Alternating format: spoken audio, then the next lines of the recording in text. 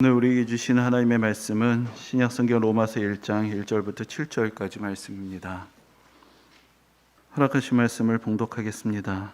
예수 그리스도의 종 바울은 사도로 부르심을 받아 하나님의 복음을 위하여 택정함을 입었으니 이 복음은 하나님이 선지자들을 통하여 그의 아들에 관하여 성경에 미리 약속하신 것이라. 그의 아들에 관하여 말하면 육신으로는 다윗의 혈통에서 나셨고 성결의 영으로는 죽은 자들 가운데서 부활하사 능력으로 하나님의 아들로 선포되셨으니 곧 우리 주 예수 그리스도시니라. 그로 말미암아 우리가 은혜와 사도의 직분을 받아 그의 이름을 위하여 모든 이방인 중에서 믿어 순종하게 하나니 너희도 그들 중에서 예수 그리스도의 것으로 부르심을 받은 자니라. 로마에서 하나님의 사랑을 받고 성도로 부르심을 받은 모든 자에게 하나님 우리 아버지와 주 예수 그리스도로부터 은혜와 평강이 있기를 원하노라. 아멘. 잠시 전에 뵙고 아직 12시간도 채 되지 않았는데 다시 만나 뵙게 돼서 너무나 반갑습니다.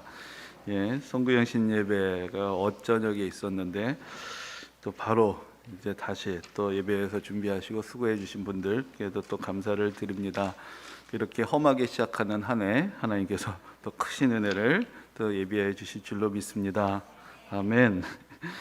그리고 사실 일부 예배 때 설교를 하고 나서 약간 좀 후회를 했습니다. 왜냐하면은 오늘 여러 페이지를 준비를 하긴 했는데 태반이 어제 잠도 잘 못 주무시고 다시 오셨을 텐데 한 절반은 주무시는 게 아닌가. 그런데 여러분 주무셔도 괜찮습니다. 하나님은 사랑하시는 자들에게 잠을 주시기 때문에 오늘도 하나님께서 은혜를 베푸시는구나. 그래서 제가 예전에 논산 훈련소에 있을 때 제일 편안했던 시간이 예배 시간이었다. 그때는 졸아도 조교들이 깨우지를 않습니다. 교육받을 때는 다 깨우는데 그래서 설교 시간에 꿀잠을 잤던 기억이 나는데 여러분들 혹시 피곤하셔도 아무런 부담을 안 가지셔도 되겠습니다. 이제 우리가 새해를 다시 맞이하게 되었습니다. 근데 새해를 맞이하시면서 어제 저녁에도 그런 말씀을 드렸지만은 여러 가지 우리가 계획을 나눠보고 또 다짐을 하는 것들이 있으실 것입니다. 근데 저도 여러 가지로 2023년 시작하면서 여러 가지 새로 마음을 먹게 됩니다. 근데 그 중에 하나가 개인적인 부분들도 있는데 목사로서는 어떻게 하면 하나님 말씀을 좀 더 잘 전할 수 있을까 그런 고민이 있습니다. 그동안 이미 새벽 기도까지 포함을 하면은 성경 66권을 한번 다 설교를 했습니다. 그리고 작년 1년에는 한번 정리하는 의미에서 이제 새벽 기도 시간에는 창세기부터 계시록까지 어떤 날은 하루 6, 7장을 읽었던 적도 있는데 쭉 같이 읽으면서 다시 한번 총정리를 하는 시간도 가졌습니다. 그러면 이제 뭘 더 해야 되나? 사실 그런 또 질문이 떠오르게 됩니다. 얼마 전에 예전에 사역했던 교회 목사님들 같이 만나서 이제 잠깐 교제하는 시간을 가지게 되었는데 그때 어떤 목사님이 이런 이야기를 하십니다. 선배 목사님들 만나 보니까 그런 후회를 하시더라는 것입니다. 괜히 너무 새롭고 어려운 설교하려고 고생했다. 사실은 성도님들의 삶이라는 것이 설교를 한다고 그 설교대로 다 더 변하는 것이 아니고 사실은 어떻게 생각하면 똑같은 이야기들을 계속 반복하고 또 반복해도 되는데 너무 새로운 거 얘기하려고 하고 너무 어려운 설교를 했다. 이제 그런 반성들을 하시더란 것입니다. 근데 여러분 죄송하지만 저는 아직은 그런 생각이 들지를 않습니다. 그때 제가 이런 이야기를 잠깐 나눴습니다. 어차피 똑같은 이야기 다 계속한다고 바뀌지는 않습니다. 오히려 언제 사람들이 각성을 하게 되는가? 저는 두 가지 계기가 있다고 보는데 오히려 내 마음에 새롭게 다가오는 말씀이 있을 때 그것이 우리를 변화하게 하는 것이고 적어도 설교자로서의 양심은 그래도 뭔가 최선을 다하고 안간힘을 다하는 것을 보여드려야 된다는 그런 부담감이 있습니다. 그래야 성도님들도 그 삶에서 뭔가 각성이 있을 것이고 도전이 있을 것인데 설교자부터 아니해버리면 어떤 변화가 있고 어떤 도전이 있겠습니까? 제 스스로도 여러 가지 올해는 또 어떤 도전을 할 것이고 어떻게 또 말씀을 전해야 될까 사실 그런 고민들이 있습니다. 아까도 말씀을 드렸지만 사람들이 사실은 잘 변하기가 쉽지가 않습니다. 하지만 정말 만일 사람이 아무리 예수를 믿고 말씀을 들어도 변하지 않는다고 생각하게 된다면 사실 더 이상 이 자리에 서 있을 이유가 없을 것입니다. 저는 제 스스로도 예수를 믿고 변화했다라는 그런 기쁨이 있습니다. 그리고 물론 아직도 문제도 많고 여전히 어리석지만 그래도 그동안 하나님께서 은혜를 주신 만큼 한 걸음 한 걸음 내 인생이 전진을 하였고 하나님의 은혜 가운데서 성숙해 왔다라고 그렇게 믿습니다. 저는 우리 교회가 또 우리 모두가 앞으로 더 좋은 교회가 될 수 있고 더 좋은 성도들이 될 수 있다라고 믿기 때문에 오늘도 이 자리에서 말씀을 증거하는 것입니다. 다만 저로서는 좀 고민이 되는 것은 하나님은 은혜로우셔서 우리에게 값없이 은혜를 베푸시고 우리를 변화시키시를 원하시고 하나님의 말씀에는 능력이 있는데 그것을 전하는 사람이 시원치 않아서 그 말씀을 제대로 증거하지 못할까, 이제 그런 것이 고민이 되고 두려울 뿐입니다.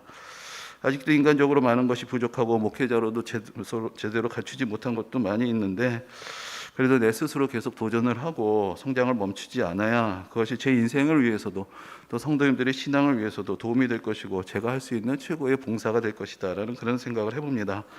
그래서 올해는 새로운 마음으로 좀 몇 가지 다짐을 해보는데 그 중에 하나가 개인적인 말씀이지만 신약 성경에 기록된 헬라어 공부를 좀 다시 해야 되겠다, 그런 생각을 하게 되었습니다. 우리가 바로 지난주에 성탄 축하 행사를 하면서 모처럼 성경 퀴즈 대회를 했는데 우리 교회 성도님들이 이렇게 말씀에 대한 열정이 가득하구나, 그것을 다시 한번 느껴보게 되었습니다.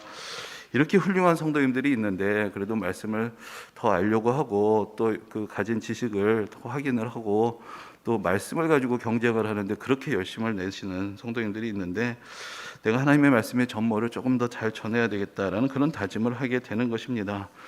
근데 이제 성경의 66권이 다 귀중한 말씀들이죠. 다 깊이가 있고 은혜로운 말씀들입니다.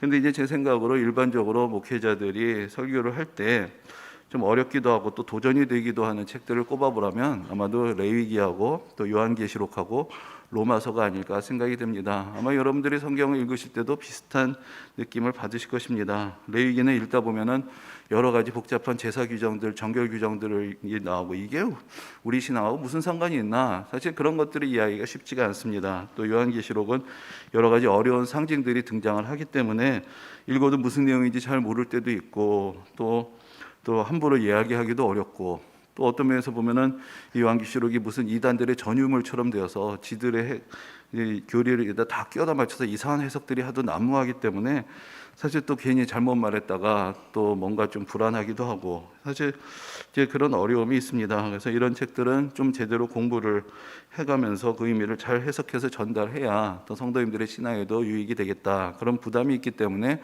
사실 이렇게 쉬운 마음으로 설교하기 어렵고 좀 많은 준비가 필요한 그런 책들입니다. 근데 이제 로마서는 조금 다른 차원에서 또 부담이 되기도 하고 중요한 책이 됩니다. 내용이 그렇게 쉽다고 할 수는 없지만 그렇다고 레위기나 무슨 요한계시록처럼 읽어서 무슨 뜻인지 모를 말씀이 있는 게 아니라 사실 어떤 면에서 생각하면은 은혜로운 구절들이 너무 많아서 오히려 또 문제입니다. 그만큼 성경 전체에서 가장 핵심적인 내용을 담고 있는 그런 서신서이기 때문에 한 번은 그 내용을 좀 더 깊이 있게 묵상해 보는 것이 필요하겠다, 이제 그런 차원에서 또한 부담이 되고 도전이 되는 것입니다. 그래서 마틴 루터가 이런 로마서에 대해서 이런 말을 한 적이 있습니다.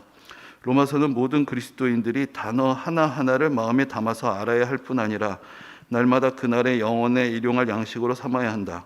로마서는 아무리 읽고 또 연구해도 결코 지나친 법이 없으며 접하면 접할수록 더 소중해지고 더 좋은 맛이 난다, 이제 그런 이야기를 남긴 적이 있습니다.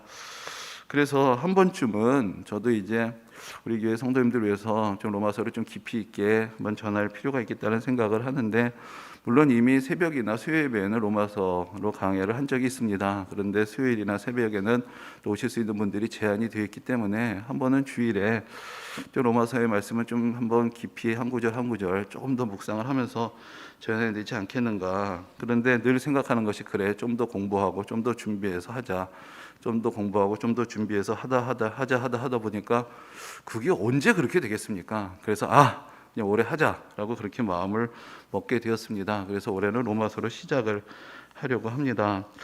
이제 로마서는 최초의 교리서라고 할 만큼 복음의 핵심이 잘 정리되어 있는 책이라고들 그렇게 평가를 받습니다. 그리고 또한 교리적인 내용뿐만 아니라 또 그 뒷부분에 특별히 이제 12장부터 이어지는 말씀들을 보면은 우리가 예수 그리스도를 믿는 성도들로서 이 세상을 어떻게 살아가야 하는가에 대한 구체적인 조언까지 같이 담겨져 있습니다. 그래서 제가 이런 생각을 해보곤 합니다. 나중에 하나님 앞에 다시 서는 날에 하나님께서 너는 이 세상에서 무엇을 하였느냐 그렇게 물으신다면 난 뭐라고 대답을 할까?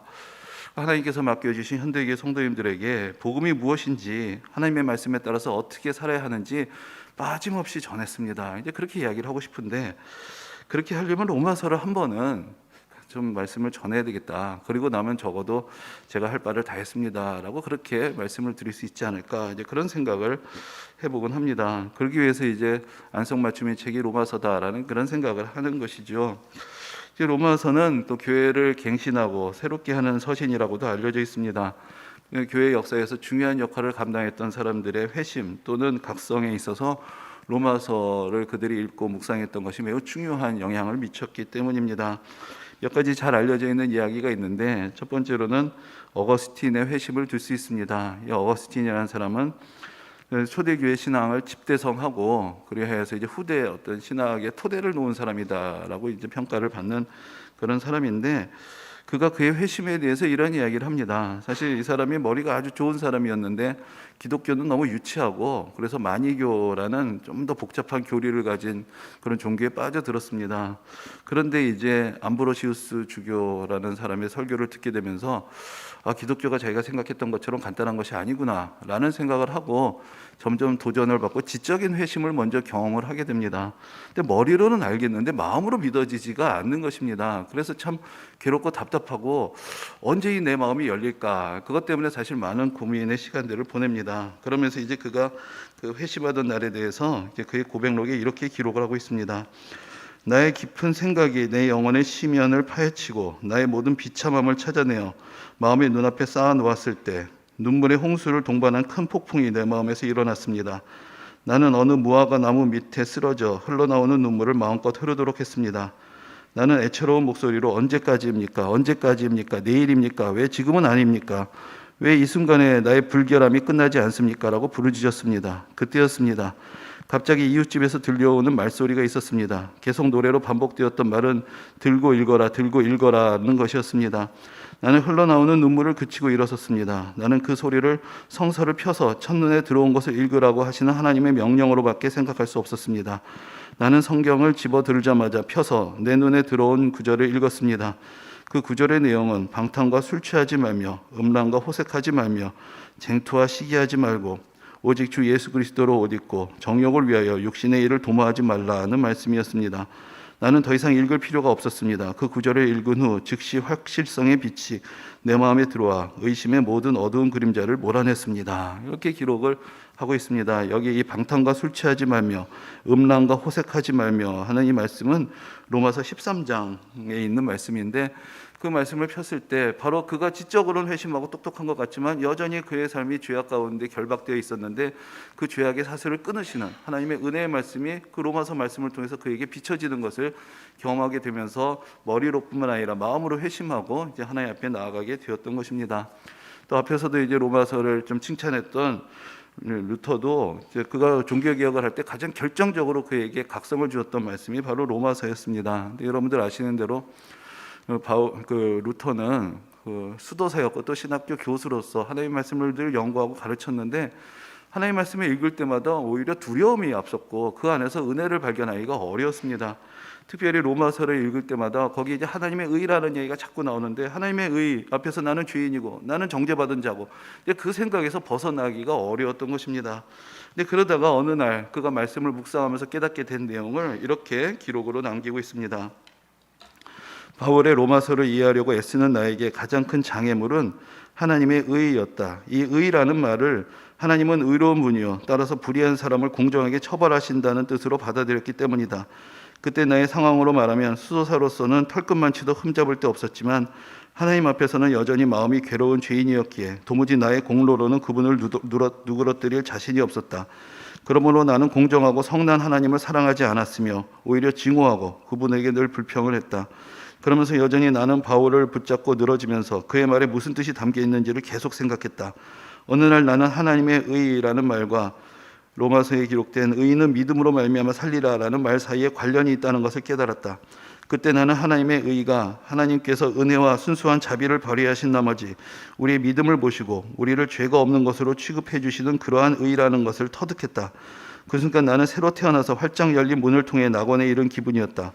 성경 전체가 새로운 의미로 다가왔으며 전에는 하나님의 정의 때문에 내 속은 증오로 꽉 차 있었지만 이제는 그것이 이루 말할 수 없이 소중하게 되었고 더 큰 사랑을 불러 일으켰다라고 이렇게 기록을 했습니다. 바로 로마서 1장에 의인은 믿음으로 말미암아 살리라라는 말씀이 기록이 되어 있는데, 그 말씀 가운데서 하나님의 의가 하나님의 정죄와 심판이 아니라 우리를 구원하시는 의로 새롭게 깨달음을 갖게 되면서 그가 새로운 신앙의 운동을 시작하게 되었던 것입니다. 또 19세기의 영국의 부흥운동을 이끌었고 강리교를 창시했던 웨슬리도 그가 회심하는 과정에서 로마서가 중요한 역할을 했다라는 것을 기록으로 남기고 있습니다. 또 웨슬리도 둘째 가라면 서러울 만큼 자기 스스로 똑똑하고 또 자부심이 넘치는 사람이었고, 또 옥스퍼드를 나오고 신학 공부를 하고 자기가 잘 준비가 됐다고 생각하고 이제 아메리카로 이제 선교사로 가서 아메리카 원주민들에게 복음을 전하려고 했습니다. 그 당시 이제 그가 이제 그 18세기 말에 갔을 때는 아직 미국이 독립하기 전이고 아메리카가 영국의 식민지였을 때인데, 그때 이제 복음을 전한다고 갔는데 거기서 큰 낭패를 봅니다. 자기 자신이 인격적으로 너무나 미성숙하고 오히려 실수 연발에 오히려 식민지에서 민폐덩어리가 되어버리고, 그리고 이게 결국은 돌아오게 된 것이죠. 그러면서 나는 왜 이럴까? 나 예수 믿는 것 같았는데 왜 이럴까? 왜 나에게는 믿음의 능력이 없을까? 이제 고민을 하면서 그 주위에 믿음이 좋은 사람들, 신앙에 확신 있는 사람들, 삶의 어떤 경건에 모범을 보이는 사람들을 찾아다니고 그들의 신앙의 근원은 무엇인가라는 것을 끊임없이 찾게 됩니다. 그러면서 이제 어느 날 그에게 일어났던 일을 그가 또 일기에 이렇게 기록을 하고 있습니다. 의롭게 하시며 구원을 주시는 믿음을 얻고 나를 위하여 흘리신 그리스도의 피를 전적으로 믿고 의지하는 일, 그리고 예수만이 나를 이롭게 해주시며 거룩하게 하시고 구원해 주시는 유일한 구주이심을 믿을 수 있게 해달라고 계속 기도를 드림으로 참 믿음을 찾기로 했다. 나는 그것을 찾기 위해서 때로는 이상한 무관심과 지루함, 냉담함, 그리고 여전히 자주 죄에 빠지기는 했지만 그래도 나는 5월 24일 수요일까지 계속 노력하고 있었다. 그날 저녁에 나는 별로 내키지 않는 걸음으로 올더스 게이트 거리에 있는 한 집회에 참석했는데 거기에서 한 사람이 루터의 로마서 서문을 읽고 있었다. 8시 45분경에 그가 그리스도 안에 있는 믿음을 통하여 하나님께서 마음의 변화를 일으키신 일을 설명하고 있을 때 나는 내 마음이 이상하게 뜨거워짐을 느꼈다. 나는 내가 그리스도를 신뢰하고 있다고 느꼈으며 구원을 위해 다만 그리스도만 믿고 믿음과 주께서 내 죄를 아니 내 죄까지도 다 거두어 가시고 나를 죄와 사망의 법에서 건져어 주셨음을 믿는 확신을 얻었다. 그러니까 이 경우에는 루터가 로마서에 대해서 쓴 그 글을 낭독하는 것을 듣고 있을 때 그 안에서 하나님이 나를 용서하시는 거다, 내 모든 죄를 사하셨구나, 그것을 깨닫게 되면서 그 즉시로 그 마음속에 확신이 생겼다라는 이야기를 하고, 그 뒤에 이야기를 보면 그날 와서 엄청난 은혜 가운데서 그가 기도하고 하나님의 은혜를 새롭게 경험하는 이제 그런 일이 일어났다는 것을 이야기를 하고 있습니다. 근데 이제 바로 이 웨슬리 때문에 5월 24일 수요일 8시 45분에 회심했다. 그래서 여러분들 그런 이야기 혹시 들으셨는지 모르겠는데 몇 날 며칠 몇 시에 회심했냐, 그거 자꾸 묻는 사람들이 우리를 곤혹하게 했던 그런 일들이 혹시 여러분들이 있으실지 모르겠습니다. 이게 다 웨슬리 때문인데 일기장에다가 5월 24일 수요일 8시 45분경 이렇게 써놓는 바람에 하나님의 은혜를 경험하려면 몇 날 며칠 몇 시까지 알아야 된다, 이런 이야기가 나오게 된 것입니다. 그러나 그것은 또 하나님께서 역사하시는 방법이 사람마다 다 다르기 때문에 그렇게 일방적으로 얘기할 수는 없겠지만, 그러나 이런 사람들이 다 말씀을, 특별히 로마서의 말씀을 읽고 묵상하다가 그들의 삶이 변하고 믿음의 확신이 생기고 회심하게 되고 신앙의 각성을 얻게 되고 이런 일들이 교회 역사에서 계속 이어졌기 때문에 로마서가 그만큼 정말 은혜로운 말씀이다라는 그런 또 전통이 생기게 된 것입니다. 이제 로마서란 어떤 책이냐? 여러분들 그 이름에서나 이미 알고 계시겠지만 사도 바울이 로마에 있는 교회 성도들에게 보낸 편지입니다. 근데 이제 로마서가 바울의 서신서 중에서 가장 체계적이고 또 우리가 알고 있는 기독교의 진수가 그 안에 담겨 있다는 그런 평가를 받습니다. 근데 물론 신약성경에서 가장 중요한 책이 무엇이냐 하면 복음서라고 이야기를 해야 되겠죠. 그 안에 예수 그리스도의 탄생과 예수님의 사역과 말씀과 죽으심과 부활의 모든 것이 다 복음서에 있기 때문입니다. 하지만 비교해 보자면 복음서는 기록이라고 할 수 있습니다. 예수님께서 어떤 일을 하셨는가, 우리를 위해서 어떤 일을 행하셨는가를 기록합니다.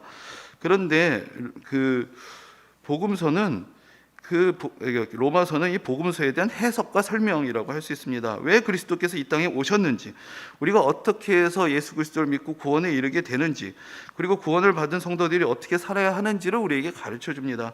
그러니까 로마서가 중요하다는 것은 복음서가 중요하지 않다는 뜻이 아니라 복음서를 잘 이해할 수 있게 되는데 로마서가 중요하다, 이제 그런 의미라고 생각을 해야 할 것입니다. 그리고 이제 우리가 성경을 읽어갈 때 순서로 보면 복음서가 먼저 있고 그 다음에 사도행전, 로마서가 이어집니다. 그런데 성경을 기록한 순서는 좀 다릅니다.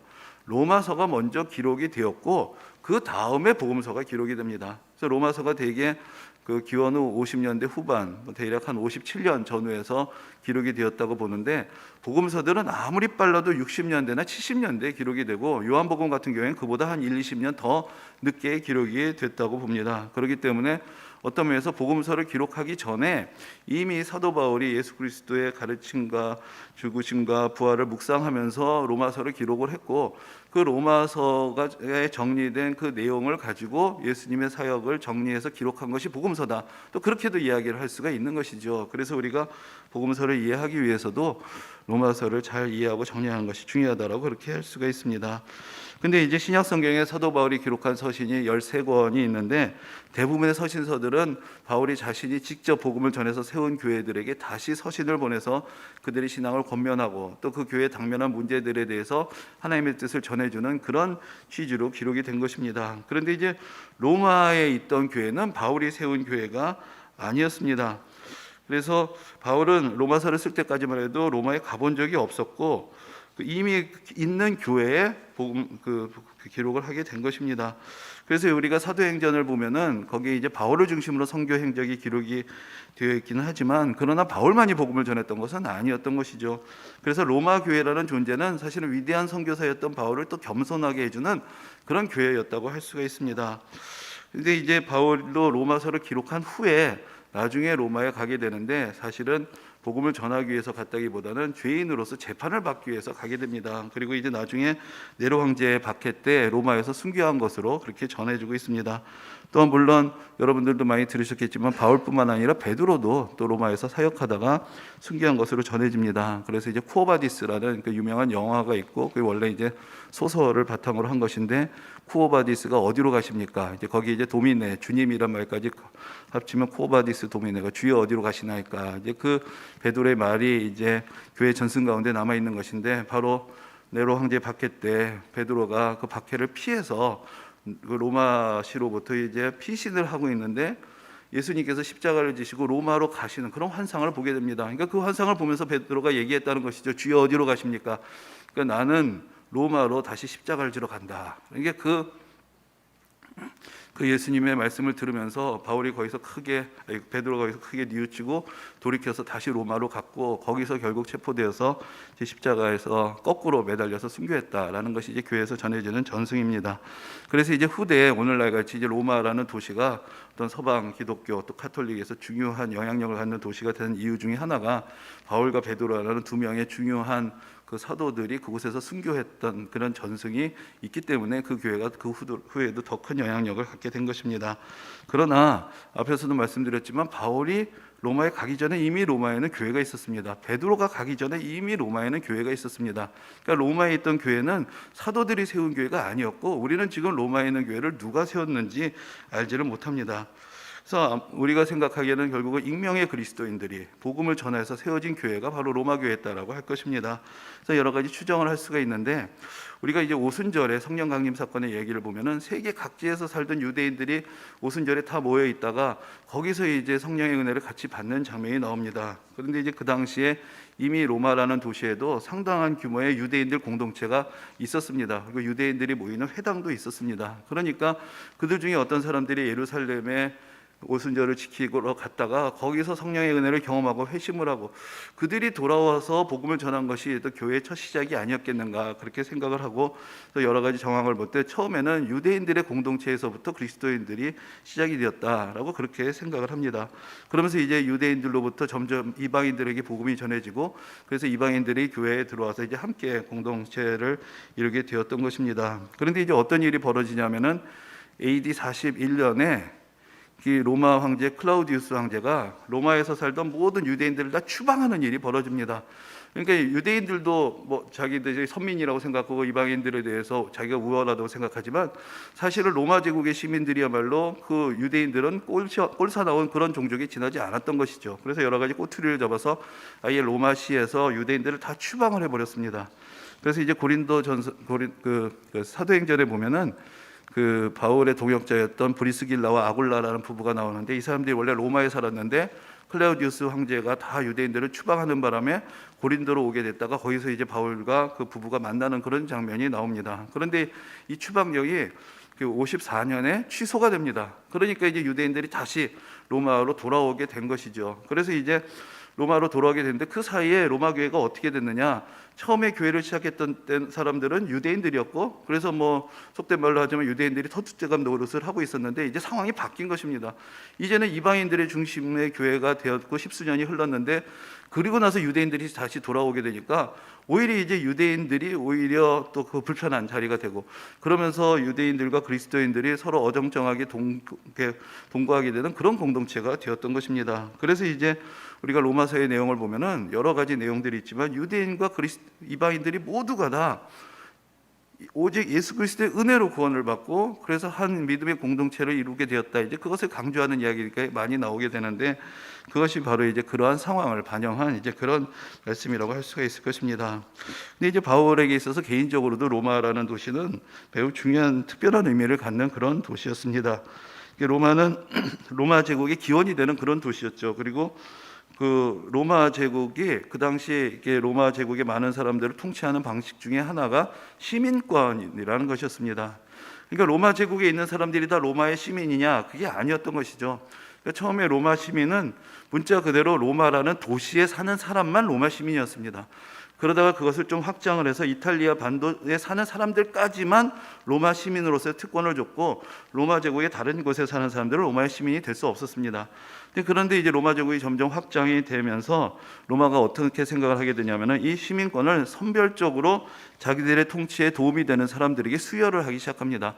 그래서 충성심을 유발하게 되고, 그러면서 이제 로마 제국을 다스리는 방법으로 삼은 것입니다.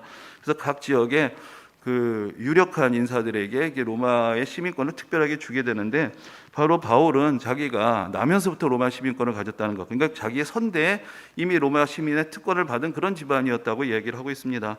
그러니까 어려서부터 바울이 생각하기에 나는 로마 시민이다라는 것이 그 당시 사회에서는 상당한 특권 의식을 불러일으키는 말이 되었을 것이고, 그렇다면은 당연히 나도 로마에 언제 한번 가봐야 되겠다라는 그런 선망을 가지고 있었을 것입니다. 그렇기 때문에 바울의 개인의 입장에서 로마라는 도시가 특별한 위치에 있었다라는 것을 우리가 충분히 짐작을 할 수 있을 것입니다.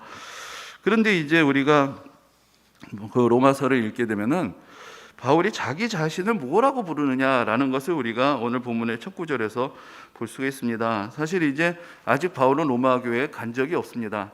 그리고 이제 결국 로마서라는 것은 이제 바울이 어떤 사람인지를 처음으로 이제 로마 교회에 소개를 하게 되는 것인데, 그러면 나도 로마의 시민이요라고 이야기를 하면서 이야기를 시작하는 것이 훨씬 더 좋은 관계를 맺을 수가 있는 표현이 될 것입니다.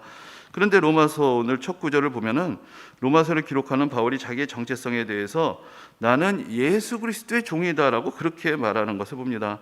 이 종이라는 말은 좀 점잖은 표현이고 사실은 노예라는 말이 되는 것이죠. 근데 로마 시대는 계급화된 사회였고, 거기서 종, 이 노예라는 것은 인격을 존중받거나 법적인 권리를 전혀 보장받지 못하는 전적으로 주인에게 예속된 재산 취급을 받는 그런 존재였습니다. 나는 로마의 시민이라고 얘기를 하지 않고 나는 예수 그리스도의 종이라는 말로 시작을 하고, 이 로마서 전체에 보면 자기 바울의 소위 세속적인 스펙에 대해서는 단 한마디도 하지 않는 것을 볼 수가 있습니다. 근데 그 당시에 노예가 되는 길은 세습이 되기도 하고 해서 노예 가정에서 태어나서 노예가 되기도 하지만, 그러나 성년이 되어서 전쟁에서 져서 포로가 되는 것, 그래서 그 당시에 노예의 가장 주된 기원이 바로 전쟁을 통해서 노예를 얻는 것이었습니다. 그런데 이제 바울도 이렇게 얘기를 하는 것이죠. 나는 예수 그리스도의 종이다, 예수 그리스도의 노예다. 그러니까 나는 예수 그리스도에게 사로잡힌 사람이다. 이제 그렇게 하면 내 인생이 완전히 바뀌어버린 사람이다. 그것을 그는 이런 표현으로 말하고 있는 것입니다.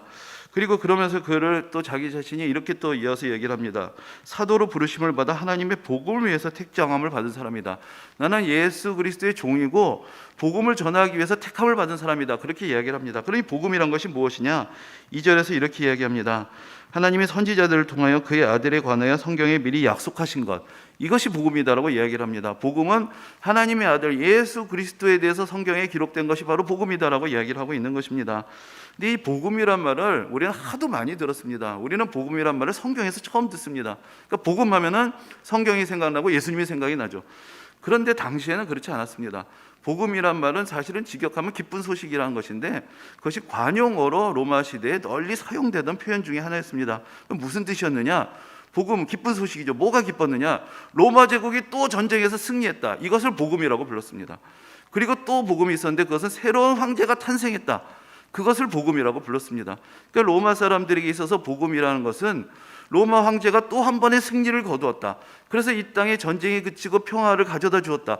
그것을 그들은 복음이라고 이미 부르고 있었던 것입니다.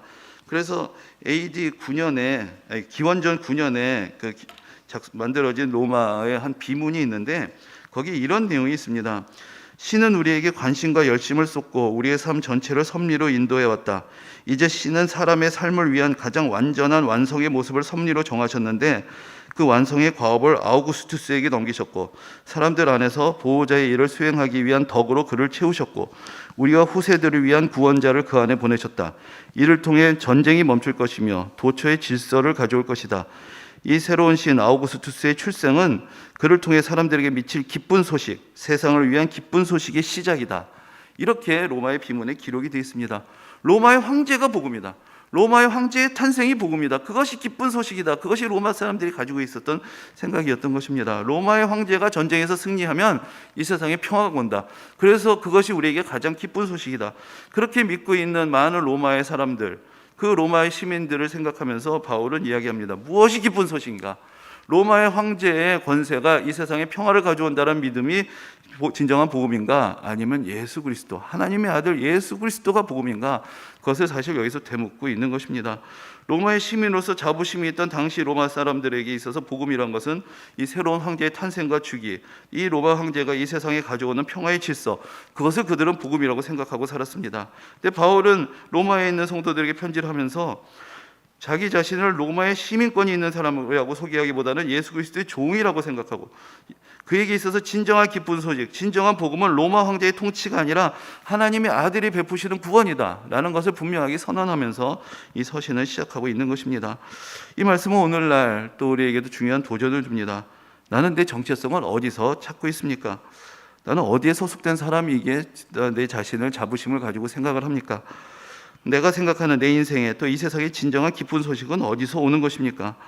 이제 우리가 새해를 맞이합니다. 여러분들은 어떤 사람이 되기를 원하시고 또 여러분들에게 어떤 기쁜 소식이 들려오기를 원하십니까? 2023년 새해를 로마서와 함께 시작하면서 우리에게 진정한 기쁜 소식이 예수 그리스도의 구원의 복음이라는 것을 다시 한번 확인할 수 있기를 원합니다. 그리고 우리들도 예수 그리스도의 종으로 부르심을 받았다라는 그런 정체성을 다시 한번 확인하고, 그래서 올해 한 해 예수 그리스도를 위해서 우리가 어떻게 살아야 할 것인가, 이 세상의 나라가 아니라 하나님의 나라를 위해서 우리가 어떤 열매를 맺어야 할 것인가 다시 한번 깨닫고 결단하는 그런 새해 첫 주일이 되시기를 주님의 이름으로 축원합니다. 아멘.